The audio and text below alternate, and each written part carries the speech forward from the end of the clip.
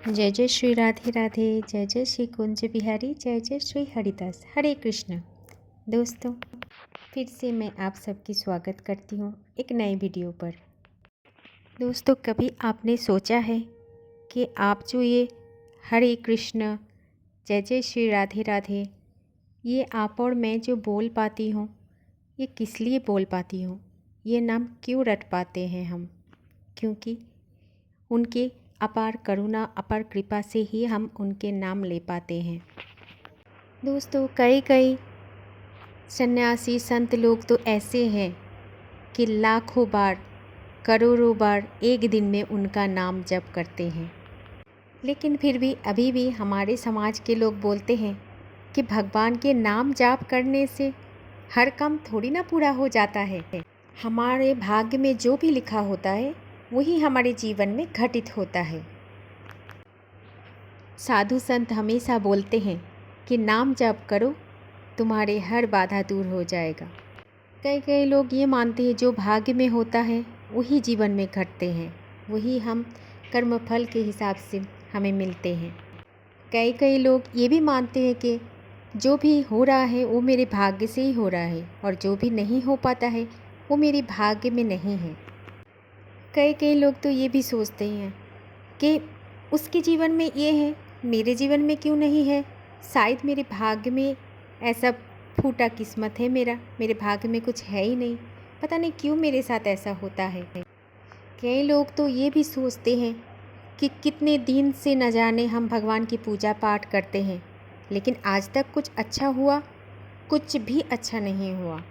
असल में भगवान होते हैं तभी तो कुछ होता होगा ना।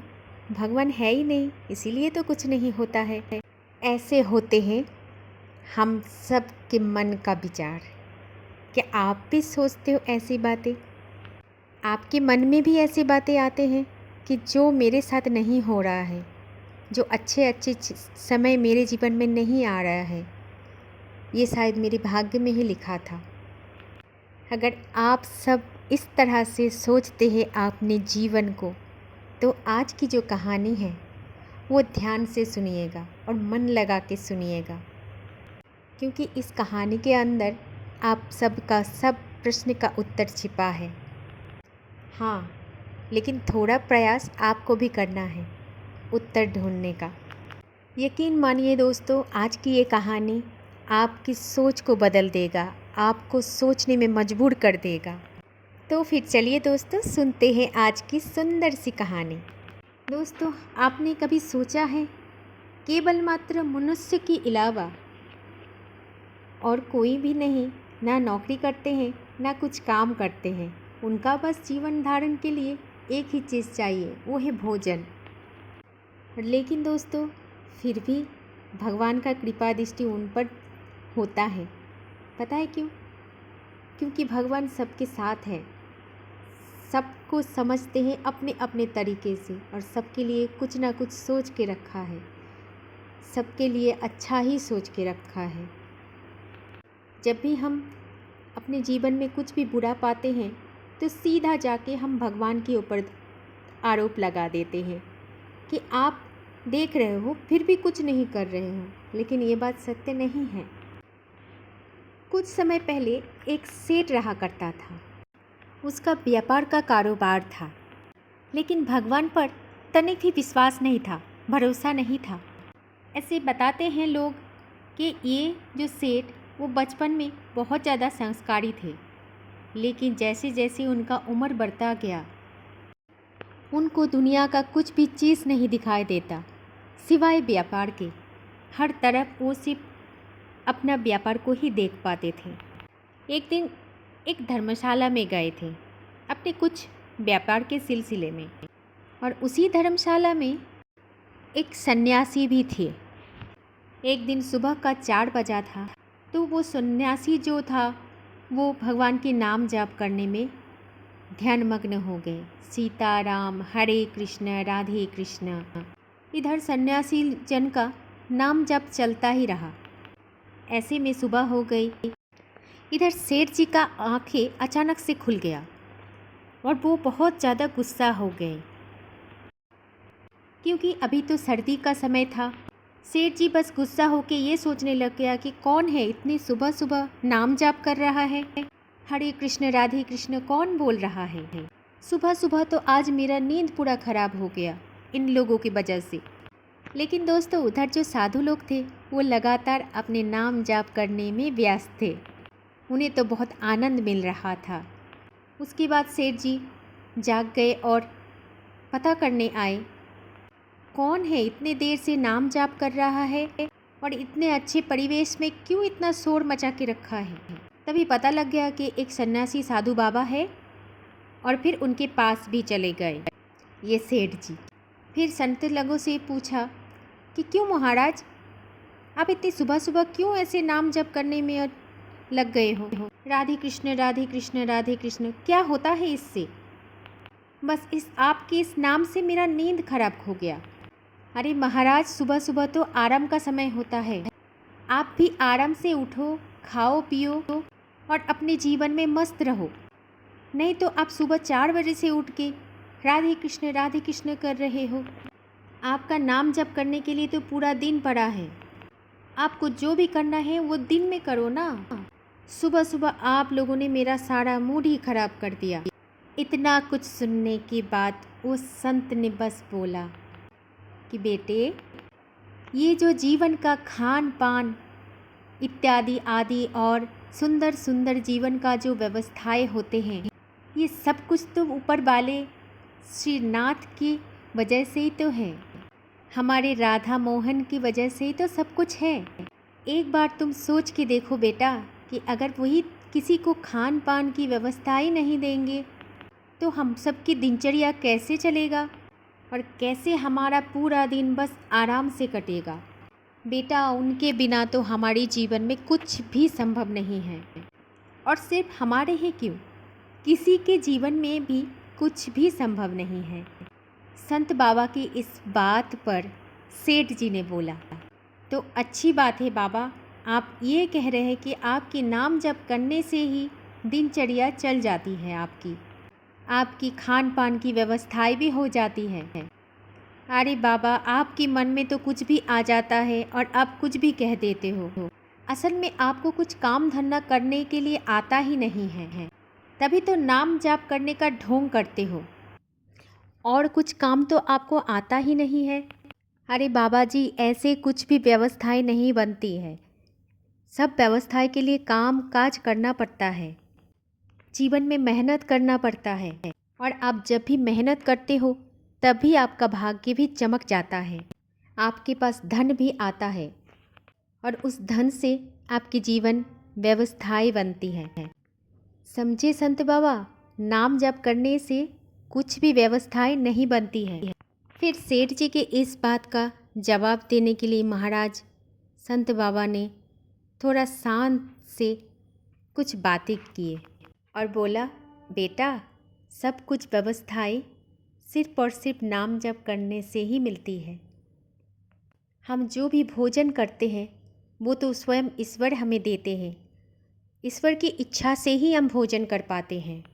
फिर उस सेठ जी ने बोला चलो आपकी बात भी मान लेते हैं, चलो ठीक है, और इसके लिए मैं आपको 24 घंटे का समय देता हूँ। मैं पहले से एक बात आपको बता देना चाहता हूँ कि मेरी नज़र में कोई भगवान होता ही नहीं है। लेकिन अगर आप कहते हो कि भगवान होता है और वही भगवान ही हम सबको सब कुछ देता है तो मैं आपको 24 घंटे के समय देता हूँ। तो आप इस 24 घंटे में अपने भगवान को बोलिए कि मुझे भोजन करवाएं।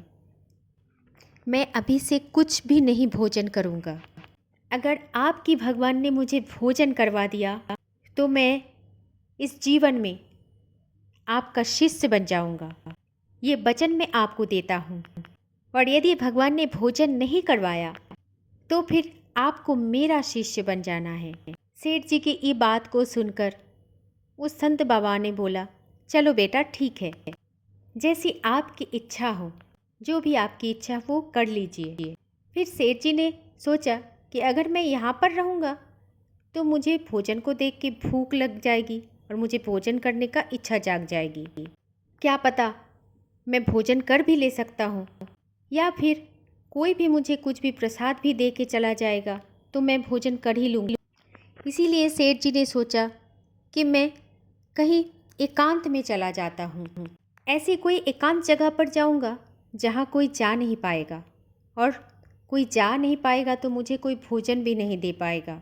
और 24 घंटे के बाद मैं इस संत बाबा से मिलूँगा और फिर मैं ये संत बाबा को बताऊँगा। ये सब कुछ सोचकर संत बाबा अपने ईश्वर से बोल रहे हैं, हे प्रभु, ये बच्चे को सद्बुद्धि दे दो।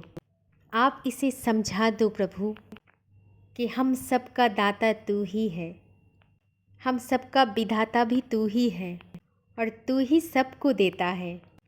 प्रभु, मुझे इसका शिष्य नहीं बनना है, मुझे तो बस आपकी नाम जप करना है और हमेशा आपकी शरण में ही रहना है। इधर ये साधु ऐसे ही भगवान से प्रार्थना कर रहे हैं, और उधर जो सेठ जी है वो एकांत में कई निबिड़ जगह पर चले गए हैं। थोड़ा सा दूर में एक पेड़ के नीचे वो सेठ जी बैठ गया है और सोचा कि आज मैं यहीं पर बैठा रहूँगा और देखता हूँ कि खाना कहाँ से आता है, कौन आएगा मुझे भोजन करवाने के लिए। जब तक न 24 घंटा पूरा बीत जाता है तब तक मैं नहीं जाऊँगा। जब पूरा 24 घंटा बीत जाएगा तब मैं उस संत के पास जाऊँगा और फिर उस संत को बताऊँगा कि देखो बाबा, कुछ नहीं दिया आपके भगवान ने, अब बन जाओ तुम मेरे शिष्य।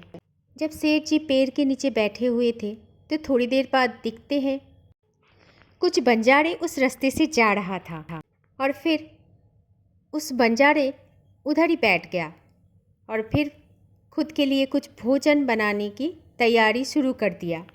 आप तो जानते हैं दोस्तों कि बंजारे तो कहीं पर जाके बैठ जाता है, कहीं पर जाके अपना भोजन बनाता है, कभी यहाँ तो कभी वहाँ। तो बंजारे लोग उस पेड़ के नीचे ही भोजन तैयार करने में व्यस्त हो गए, और इधर ये सेठ जी बैठा हुआ था और बैठे बैठे मन ही मन बस यही सोच रहा था कि कुछ भी हो जाए, मैं किसी से बात भी नहीं करूँगा, चाहे कितनी भी अच्छी खुशबू आ क्यों न जाए, मैं तो आज भोजन बिल्कुल भी नहीं करूँगा। और जब भोजन मैं खुद नहीं करना चाहती हूँ तो कौन मुझे जब भोजन करवा सकते हैं।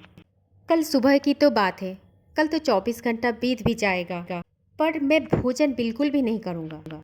ऐसे सोचते सोचते सेठ जी बैठा था और इधर बंजारों का भोजन तैयार हो गया, और ऐसे सुनाई दिया दूर से कुछ आवाज़ आई जैसे बहुत सारे घोड़े आ रहे हैं।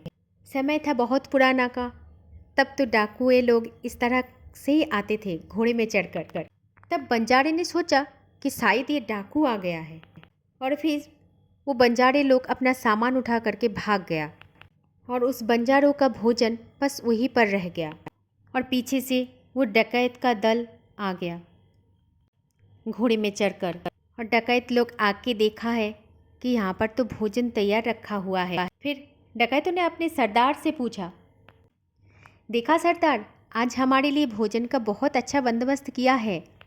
देखो सरदार जी, आज तो हमारे लिए गर्मा गर्म भोजन भी तैयार हुआ है, तो फिर क्यों ना पहले हम सब भोजन कर लेते हैं, उसके बाद आगे की तरफ चलते हैं। तब उस डकैत की दल के सरदार ने बोला, नहीं, शायद ये कोई जाल बिछा हुआ है, और शायद ये किसी ने हमारे खिलाफ जाल बिछाया हुआ है। शायद किसी को पता था कि हम अभी यहाँ से गुजरेंगे। तुम लोग नहीं देख रहे हो, ये भोजन तो रास्ते के ऊपर रखा है, इसमें जहर भी मिला हुआ हो सकता है। हम इस भोजन को खाएंगे और तुरंत ही हम मर जाएंगे। यही तो हमारे सामने वाला चाहता है, और इसी के कारण इस भोजन को कोई भी नहीं खाएगा, और जिसने ही ये जाल बिछाया होगा वो हमारे आसपास ही होगा।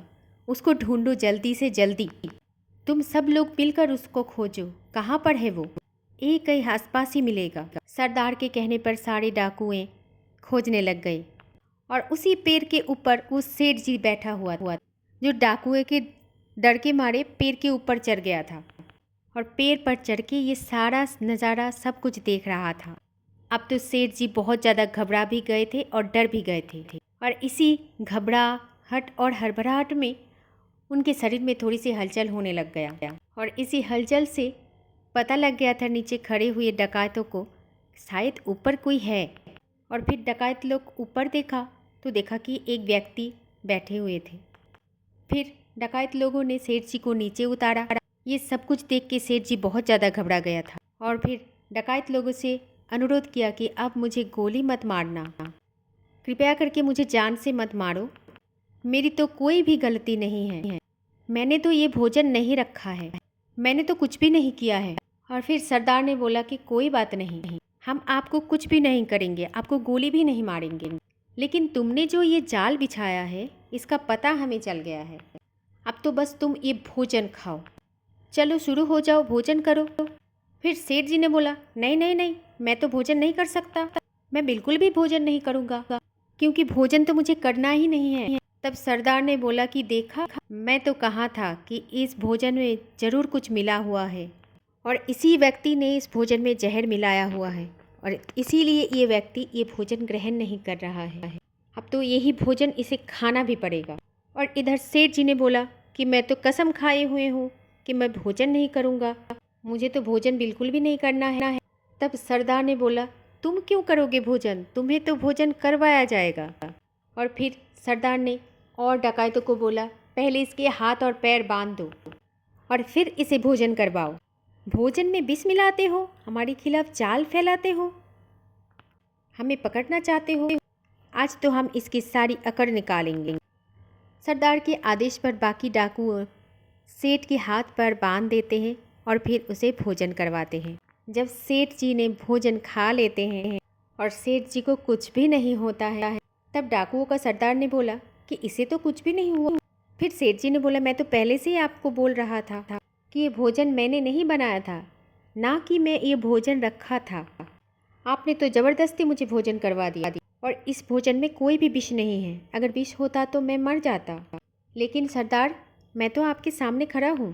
तब सरदार ने बोला तो फिर तुम क्यों मना कर रहे थे भोजन करने से, तुमने क्यों कहा था कि मैं भोजन नहीं करूँगा। तब सेठ जी ने पूरा कहानी बताया वो डकैत की सरदार को कि किस तरह मैं उस धर्मशाला में रुका हुआ था और एक साधु से मिला था और किस तरह से वो साधु ने बताया कि नाम जप करने से क्या होता है।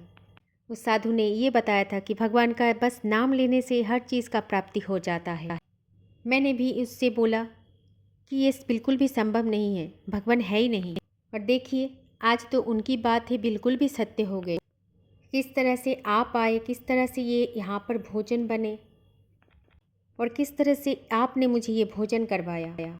आज तो मुझे यकीन हो गया कि सबके दाता हमेशा से ही ईश्वर है। दोस्तों ये सेठ जी जो थे वो संत मलुकदास थे जो भगवान के अनंत भक्त थे। ये भी सुना जाता है कि उनका जीवन था 108 साल का, 108 साल तक वो इस धरती पर रहे थे। भगवान के बारे में बहुत कुछ लिखा भी था, भगवान के ऊपर विश्वास भी पाया था, भगवान के अनन्य भक्त भी बन चुके थे और ईश्वर से बेहद प्रेम करते थे। देखा दोस्तों आप सबने कि एक नाम जाप पर बहस हुआ और उस बहस पर किसी का जीवन पूरा बदल चुका था। नाम जप के कारण किसी को ईश्वर की प्राप्ति भी हो गया। दोस्तों बहुत सारे लोग ऐसे बोलते हैं कि भगवान का नाम लेने से, उनका नाम जाप करने से कुछ भी नहीं होता। उन सबको मैं बस एक ही बात बोलना चाहूँगी, एक बार भगवान के ऊपर विश्वास करके तो देखो, भरोसा करके तो देखो। अगर हम भगवान का नाम जाप करते हैं तो हमारे शरीर में जो ऊर्जा होती है वो सकारात्मक हो जाता है। सिर्फ आपका नहीं, आपके आसपास में जो कुछ भी रहता है सब कुछ सकारात्मक हो जाते हैं। और जब आपकी ऊर्जा, आपके आसपास की ऊर्जा बदल जाता है तो ऐसा जीवन में कोई असंभव कार्य भी नहीं होता कि संभव नहीं है, तब जीवन में सब कार्य संभव होने लगता है। ईश्वर के साथ असंभवता कोई जगह नहीं है। कभी आपने सोचा है कि जंगल का जो ये पेड़ पौधे हैं, हम तो अपने घर में छोटा छोटा पेड़ पौधे लगाते हैं तो उनमें कितना जत्न करते हैं, लेकिन उस जंगल में पड़ा हुआ पौधों का कोई जत्न नहीं करता, तो फिर कौन आता है देखभाल करने के लिए? वो तो ईश्वर ही है, इस पूरे ब्रह्मांड का ख्याल रखता है, क्योंकि ईश्वर हमसे बहुत प्रेम करते हैं। बस हमें थोड़ा सा विश्वास और भरोसा करना है और प्रेम से बोलना है राधे राधे। जय श्री कुंज बिहारी, जय जय श्री हरिदास। हरे कृष्ण। भगवान पर विश्वास रखिए और भरोसा कीजिए, सब कुछ संभव है। राधे राधे।